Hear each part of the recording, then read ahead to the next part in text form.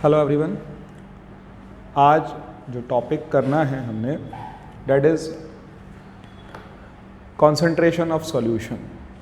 अब सॉल्यूशन का कॉन्सेंट्रेशन निकालने के मेथड्स हमने करने हैं। सॉल्यूशन में दो चीज़ें रहती हैं। The first one is solute and the second one is solvent.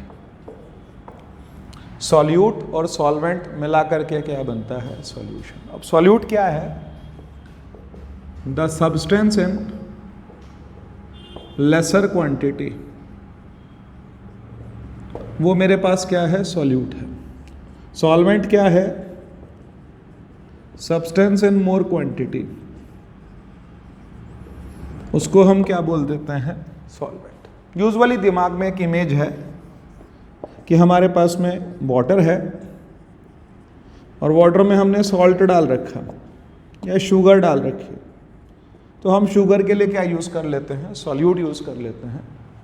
और वाटर के लिए क्या वर्ड यूज़ कर लेते हैं हम लोग? सॉल्वेंट यूज़ कर लेते हैं। और मिला करके हमने कंबाइंड को क्या बोल दिया? कंबाइंड को हमने क्या बोल दिया? सॉल्यूशन बोल दिया। तो सॉल्यूट हुआ and the second thing is solvent, और मिला करके क्या बनता है हमारे पास में? सॉल्यूशन बनता है। अब सीधे मेन आर्टिकल पर आते हैं and the main article is concentration of solution.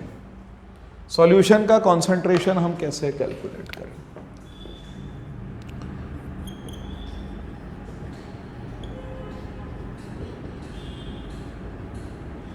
तो वी हैव डिफरेंट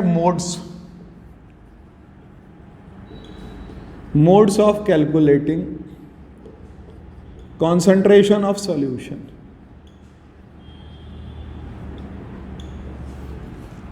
तो सबसे पहला मोड आता है हमारे पास परसेंटेज वेट बाय वेट।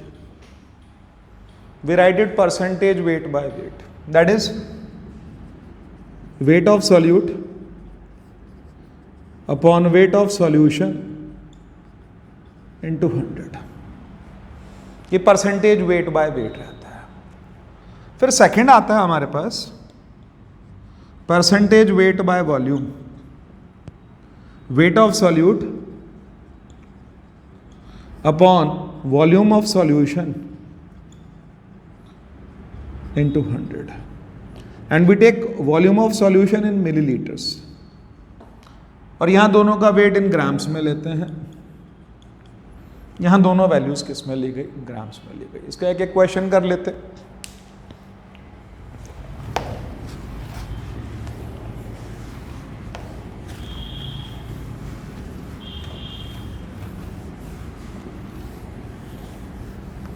अब सॉल्यूशन का कॉन्सेंट्रेशन निकालने के लिए तो सबसे पहला हमारे पास था कि percentage.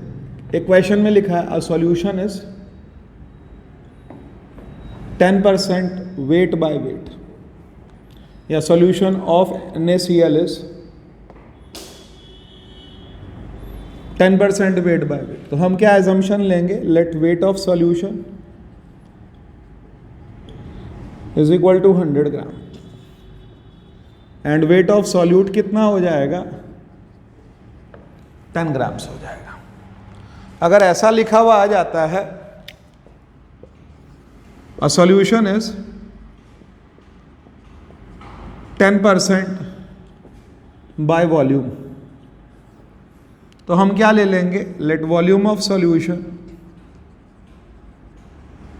is equal to 100 ml और weight of solute कितना हो जाएगा? 10 ग्राम्स। ये हमारे पास दो मेथड्स हो गए। फिर इसके आगे चलते हैं। सॉल्यूशन का परसेंटेज वेट बाय वेट और दूसरा हो गया wait by volume. Next article आता है हमारे पास में स्ट्रेंथ ऑफ सॉल्यूशन। स्ट्रेंथ कैसे कैलकुलेट की जाए किसी सॉल्यूशन की? अब जरा स्ट्रेंथ निकालना सीखते हैं। स्ट्रेंथ निकालने के लिए हम क्या करेंगे?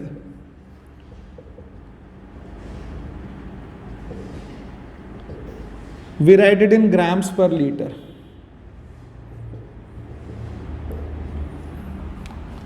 mass of solute वेट भी लिखेंगे। केमिस्ट्री में वेट लिखना, मास लिखना एक ही चीज़ है। यहाँ आप ये नहीं है कि ग्रेविटी से मल्टीप्लाई क्यों नहीं किया। Mass of solute in grams divided by volume of solution in litres. ऐसा भी लिख सकते हैं हम, mass of solute in grams upon volume of solution in millilitres multiplied with 1000। यहां यूनिट को क्या बोलते हैं? Grams per litre. और इसके लिए हमारे वर्ड आ गया स्ट्रेंथ ऑफ सॉल्यूशन। एक नॉर्मल आम बोलचाल का मेथड हमारे पास क्या आ गया, जिसको हमने क्या बोल दिया? स्ट्रेंथ। स्ट्रेंथ से आगे फिर इससे अगला मेथड एक और आता है हमारे पास, जिसको हम बोलते हैं पीपीएम लेवल। अब ये पीपीएम लेवल क्या है वो भी देखते हैं।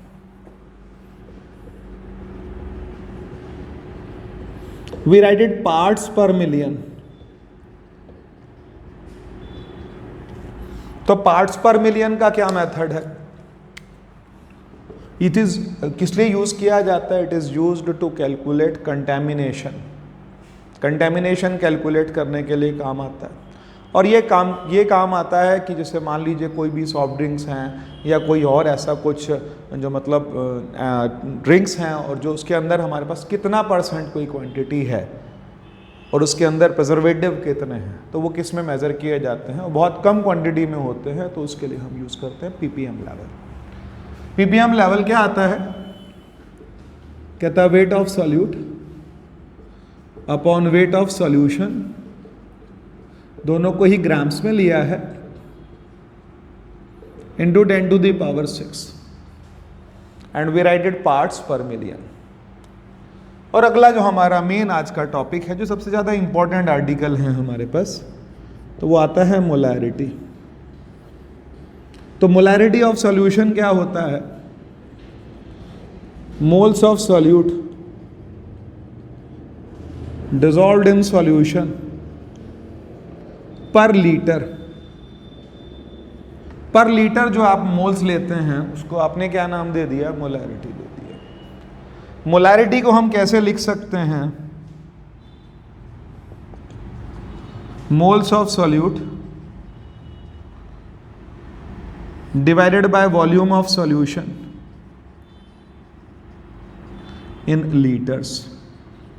हम ऐसा भी लिख सकते हैं,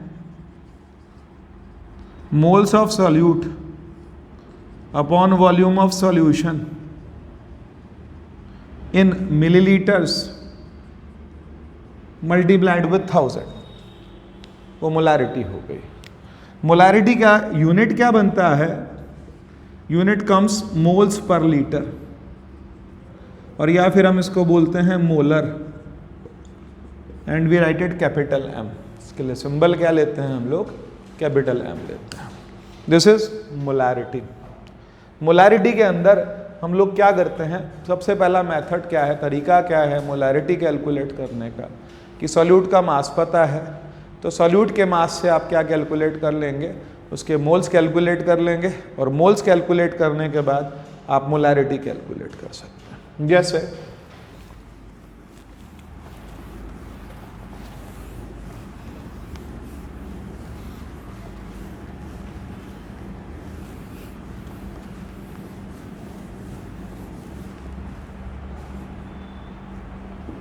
केस लेते हैं, क्वेश्चन ले लेते हैं।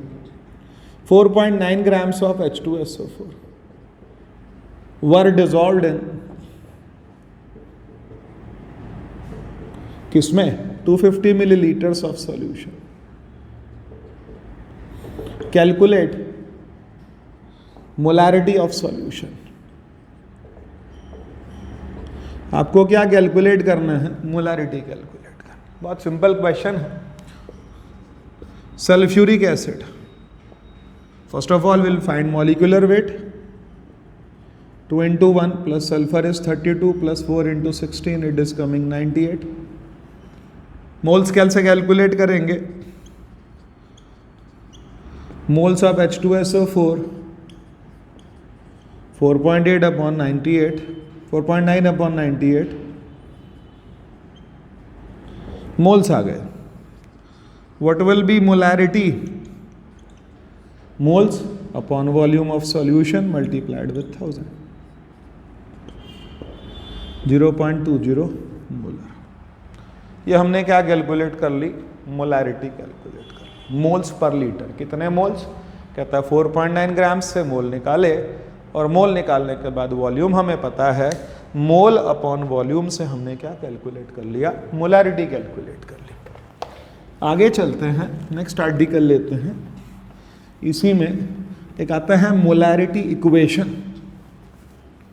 अब मोलारिटी इक्वेशन कैसे कैलकुलेट करें?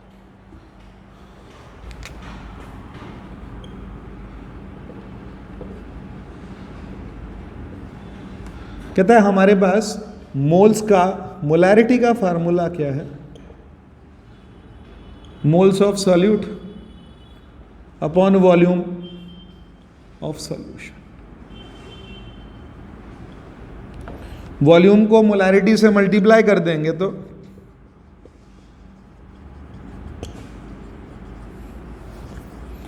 मोलारिटी इंटू वॉल्यूम क्या हो जाएगा? मोल्स हो जाएगा. अब इस चीज को समझें. मान लिया एक सॉल्यूशन है जिसकी मोलारिटी 2 मोलर है और जिसका वॉल्यूम 100 मिलीलीटर है. आपने इसका डाइल्यूशन कर दिया, और डाइल्यूशन करके वॉल्यूम कितना कर दिया? 500 मिलीलीटर. तो इसका मतलब मोलारिटी चेंज होगी, क्योंकि आपने वॉल्यूम चेंज कर दिया. तो वॉल्यूम चेंज करने से क्या चेंज हो रहा है? मोलारिटी चेंज हो रही है. अब मोलारिटी तो चेंज हो रही, लेकिन क्या चेंज नहीं हो रहा? Number of moles of solute change नहीं हो रहा. मोल्स ऑफ सॉल्यूट निकालने का फार्मूला क्या है? कहता है मोलारिटी इंटू वॉल्यूम. तो इसका मतलब पहले की मोलारिटी इंटू पहले का वॉल्यूम इज इक्वल टू बाद की मोलारिटी इंटू बाद का वॉल्यूम. ये दोनों वैल्यूज क्या आएंगे? इक्वल आएंगे.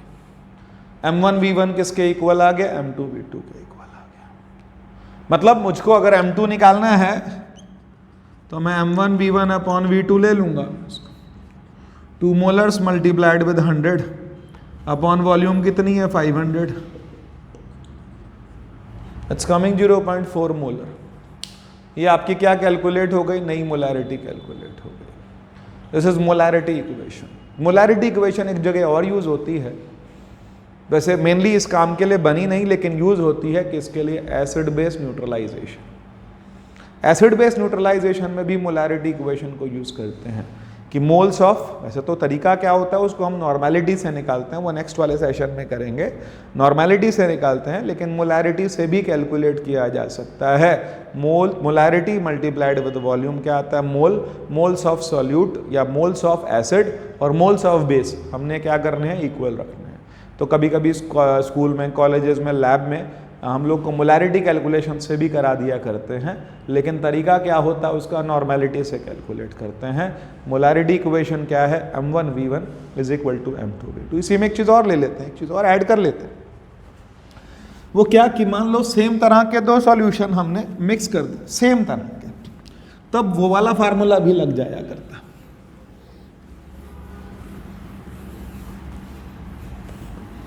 अब सेम तरह से क्या मतलब है? एक सॉल्यूशन की मोलारिटी m1 है, वॉल्यूम v1 है, और दूसरे सॉल्यूशन की मोलारिटी m2 है, वॉल्यूम v2, और आपने मिला करके एक कंबाइंड सॉल्यूशन बना दिया जिसका वॉल्यूम v1 प्लस v2 हो गया, और कंबाइंड मोलारिटी कितनी हो गई? m.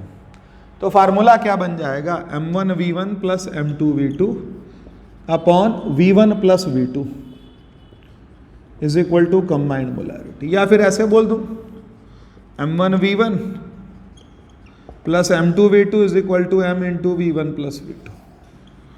ये मोलारिटी इक्वेशन है. अब एक चीज और समझा, जैसे क्वेश्चन ले लेते हैं. 2 molar 3 litre HCl and 4 molar 2 litre HCl, they are mixed and combined solution has combined volume कितना हो गया? तो कहता है कंबाइंड वॉल्यूम हमारे पास हो जाएगा v1 प्लस v2, और कंबाइंड मोलारिटी कितनी हो गई? m. m1v1 plus m2v2 upon v1 plus v2। तो 2 इंटू 3 प्लस 4 इंटू 2 अपन कंबाइंड वॉल्यूम कितना हो गया 5। 6 प्लस 8 14/5 2.8 मोलर। ये कंबाइंड हमारे पास क्या आ गई, मोलैरिटी आ गई। अब मोलैरिटी से फिर आगे चलते हैं, मोलैरिटी में कमी है। अब मोलैरिटी में क्या कमी है, मोलैरिटी तो बिल्कुल ठीक है, नहीं, मोलैरिटी में एक कमी है, और वो कमी क्या है कि मोलैरिटी टेम्परेचर डिपेंडेंट है। ये जो क्वांटिटी है दिस इज टेम्परेचर डिपेंडेंट। अब टेम्परेचर डिपेंडेंट का क्या मतलब है, जब आप टेम्परेचर बढ़ाते हैं तो सॉल्यूशन का वॉल्यूम बढ़ता है। सॉल्यूशन का वॉल्यूम बढ़ेगा तो क्या होगा, मोलैरिटी क्या होगी, डिक्रीज कर जाएगी। अगर आपने मोलैरिटी की कैलकुलेशन गर्मियों में की हुई है जब टेम्परेचर 40 के आसपास है, और सर्दियों में करी है जब टेम्परेचर 10 आ रहा, तो इसका मतलब मोलैरिटी के वैल्यूज़ में तो फर्क आएगा ही आएगा। तो मोलैरिटी के लिए, मोलैरिटी इज सबसे ज़्यादा जो प्रॉब्लम आती है, molarity is temperature dependent quantity. Molarity क्या है, कहता है टेम्परेचर डिपेंडेंट है। फिर अब क्या करें, अब हमारे को ऐसी क्वांटिटी ढूंढनी है, ऐसी क्वांटिटीज ढूंढनी है जो टेम्परेचर डिपेंडेंट ना हो। अब टेम्परेचर डिपेंडेंट नहीं वाले कौन से केस है,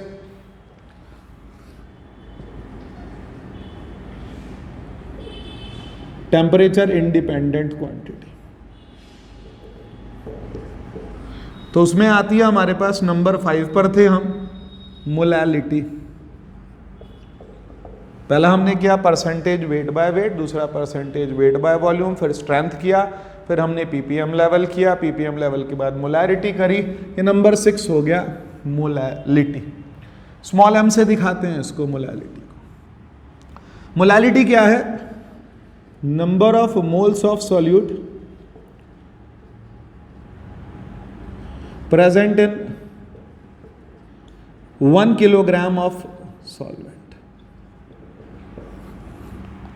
1 किलोग्राम ऑफ सॉल्वेंट, हमने वेट ले लिया। किसी भी सब्सटेंस का वेट जो होता है, मास जो होता है, देखो डेंसिटी चेंज होती है, वॉल्यूम चेंज होता है, लेकिन चेंज क्या नहीं होता, तो कहता है हमारे पास मास चेंज नहीं होता। तो हमारे पास मोलैलिटी क्या होगी, moles of solute upon mass of solvent in kilograms, या फिर बोल दें क्या, moles of solute upon mass of solvent in grams multiplied with 1000। We write it molality. और मोलैलिटी के यूनिट क्या लिखते हैं हम, प्रोनाउंसिएशन रहता है मोलल, स्मॉल एम से दिखाते हैं, मोलैलिटी हो गया। अब मोलैलिटी का एक क्वेश्चन देखते हैं।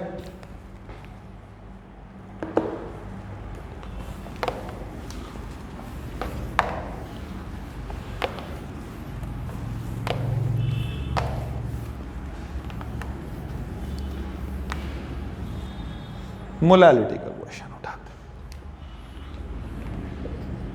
से 9.8 grams of H3PO4 were dissolved in 200 grams of solvent. Calculate its molality. हमको क्या कैलकुलेट करना है, मोलैलिटी कैलकुलेट करना। देखें H3PO4 3 into 1, फास्फोरस का एटॉमिक वेट 31, ऑक्सीजन 16, ये फिर 98 आएगा। मोल्स क्या आएंगे, weight in grams upon molecular weight. Molality क्या होगी, weight in grams, number of moles upon mass of solvent. Mass of solvent कितना है, 200 into 1000। क्या फार्मूला यूज कर रहे हैं हम लोग, मोलैलिटी का फार्मूला यूज कर रहे हैं, number of moles of solute upon mass of solvent in grams multiplied with 1000. It's coming 0.5 molal, small m. Molality में हम क्या लगाते हैं? मोलल लिखते हैं, स्मॉल m भी लिख सकते हैं. ये था हमारे पास केस मोलालिटी का. मोलारिटी हो गई, मोलालिटी हो गई, और अब आता है मोल फ्रैक्शन. आज वाले में लेक्चर में मोल फ्रैक्शन तक ही हम करेंगे. अब अगला आर्टिकल हमारे पास आता है मोल फ्रैक्शन. अब मोल फ्रैक्शन क्या है वो भी समझते हैं.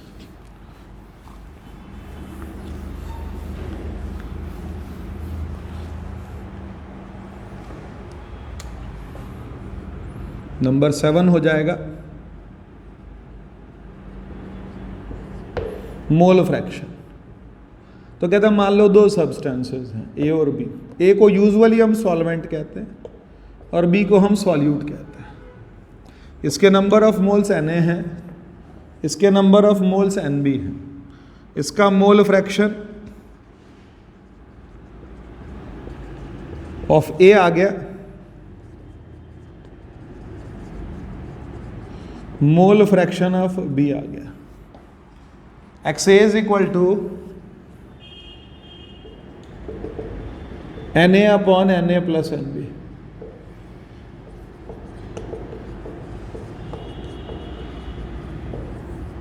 अब XA प्लस XB क्या होगा?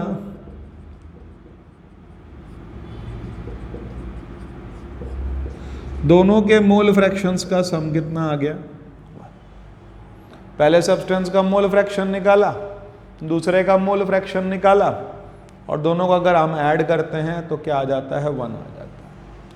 पर मोल फ्रैक्शन निकालने का मेथड सबसे पहले समझें कि एक सब्सटेंस का मोल फ्रैक्शन तो Na upon Na plus Nb. दो सब्सटेंस का मोल फ्रैक्शन दूसरे वाले का तो Nb upon Na plus Nb. अगर इससे आगे एक और चीज लें कि मान लिया 3 सब्सटेंसेस, एक क्वेश्चन ले लेते हैं 3 सब्सटेंसेस के लिए.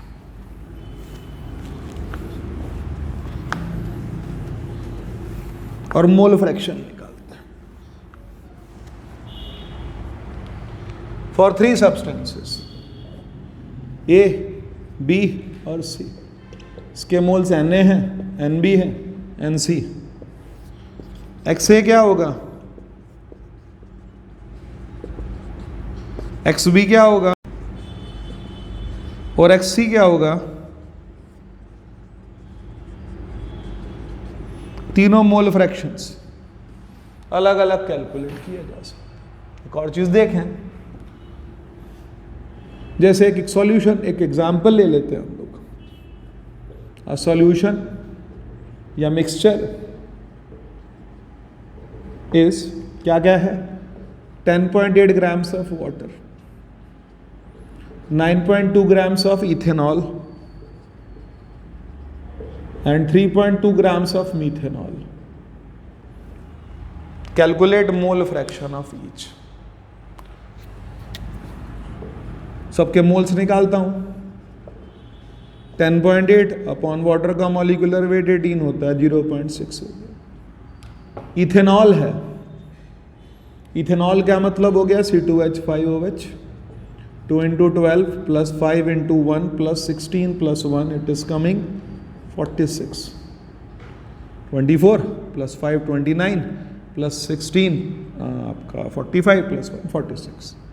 तो मोल्स क्या आ जाएंगे? 9.8 अपॉन 46, 0.2. मीथेनॉल उठा लेते हैं. मीथेनॉल में क्या है भाई? मीथेनॉल का मॉलिक्यूलर वेट आता है 32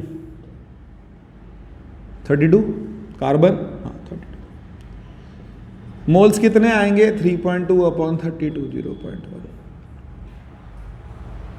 अब 3 सब्सटेंसेस हो गए. Na मिल गया, Nb मिल गया, Nc मिल गया. तो XA क्या आएगा? 0.6 upon 0.6 plus 0.2 plus 0.1. It's coming 0.6 upon 0.9. It's coming 2/3. XB क्या आएगा? 0.2 upon 0.6 plus 0.2 plus 0.1. It's coming 2/9. और XC कितना आएगा? 0.1 अपॉन टोटल ऐड करूंगा तो 0.6 प्लस